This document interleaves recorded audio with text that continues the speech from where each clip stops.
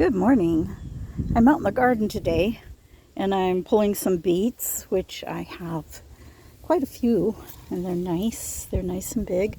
I'm going to be cleaning those up today and I'm going to can them. I might get 2 small-sized jars out of it. I don't know. I'll have to see. But I'm also pulling out carrots. And apparently I have grown some mutant carrots. And here's the stems, which are really nice stems, but one of them did flower. But I've got some mutant carrots happening here. I don't know how well you can see that. It's pretty big and it's got a lot of stuff growing, and I'm pretty sure I only have maybe two of them in there. I don't know, but I'm going to pull it out and show you my mutant carrots. So I don't know if we'll still have some mutant carrots. Oh, here's just one hanging out all by itself. Let's see if we can see this. Oh yeah, this one might be a mutant carrot. Let me grab that. Look at this. Look at this mutant carrot. Can you see that? It's like, holy smokes. It's like plenty of carrot there, but it looks like they've all joined together. I'm pretty sure I didn't have that many stuck in there at the same time. One really, really big one. It's got a little hook on the end there. It did not grow straight down. It's so weird. But yeah, apparently I'm growing mutant carrots over here. So I wanted to share that with you. I'll go ahead and pull another one out. I'm going to just set that one down here in the wheelbarrow and get it another carrot. Let's see if we've got more mutant carrots here. It comes out of the ground real nice. Let's see this one. Now this is actually 2 of them, so I don't know, maybe I did plant too many seeds in one spot. I don't know. It's kind of wicked looking. I hope they taste good. But put that back in there too. Maybe check it from the other side. Here's my garden this year. We did really, really well in a lot of different things. We got broccoli that was really good, and some squash, lots of tomatoes. Did a lot of canning. Lots of cucumbers. We have some new pickles on the other side here of the carrot bed. And I'm going to pull this one out. And yeah, mutant carrots. Can't wait to rinse that off. It'll be interesting. I don't know that I've ever pulled a carrot like that before. Might as well get all the rest of them out of here. There's the next one. Oh boy. I mean, it seems like it's only maybe one. I don't know, one stem, one head on it, but maybe there was more. And they just did really good. That come up as a nice bunch. I'm guessing that's got to be what it is. I had to have not weeded it out enough, apparently. And now I have mutant carrots. Swell. These came in beautifully. These are black-eyed Susans. I absolutely love those. They're gorgeous. And they look really beautiful. This one's about ready to die out. That one down there is still looking good. And then on the far side of that, I finally have heads coming up on my sunflowers, which is great.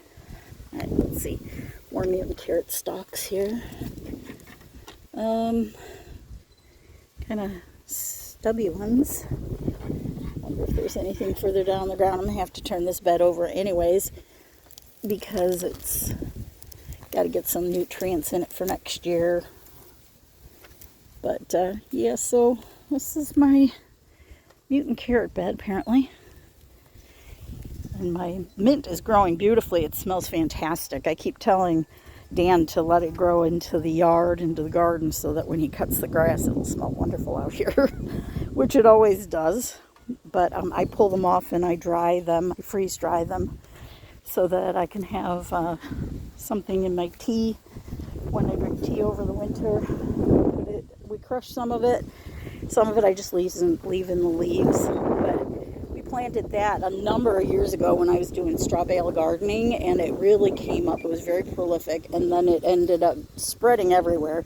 And when we finally put these beds in, it was everywhere. It tried to get into the beds, and I discouraged it because the beds are for other plants. But even this bed here, this one just went to craziness. It has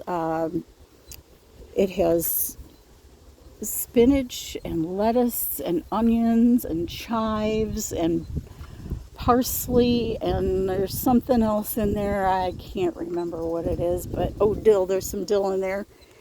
I can't even remember all of what we put in that one, but this one comes back every year because it self-seeds after a while if I'm not after it constantly, and I'm not, because when it's raining out, I don't come out here. But yeah, my garden's nearly done. I have a lot of tomatoes, apparently, that are still there, and I plan to make some more salsa. The salsa experience was really good this year. But I've got chives everywhere. I've got cucumbers that are still growing. My squash is still growing. I have not pumpkins, watermelons. I have 3 watermelons that may or may not make it, and plenty of peppers still that are coming in, and green beans. But the weeds have totally taken over. The garden, the topsoil that I normally pick up had a lot of weed seeds in it, apparently, so we managed to get a lot of weeds in our garden this year. Hopefully we're pulling it out. Here's some butternut squash that I can't wait to put that into the kitchen and get that cooking. There's a couple of them, and I still have a lot of heads on those, so I expect we'll probably have a lot more. Here's some beautiful flowers. They're cone flowers, the red ones. There's my broccoli, already going to seed. And my Brussels sprouts are, they're doing okay, but something's chewing on them, and I can see the little bits and stuff down there. I'm hoping that I get something out of it, otherwise I'm just not going to do Brussels sprouts again next year. Here's my sunflowers. They're getting ready to open. There we go. Isn't that pretty? Lots of them. And look at this. I have a visitor here, the praying mantis. Do you see him? He's a big one too. There he goes. I don't know if you saw him or not. Let's see if I can get him in again. He's a big one too. He's like the size of my hand. Can you see him here walking along the stalk?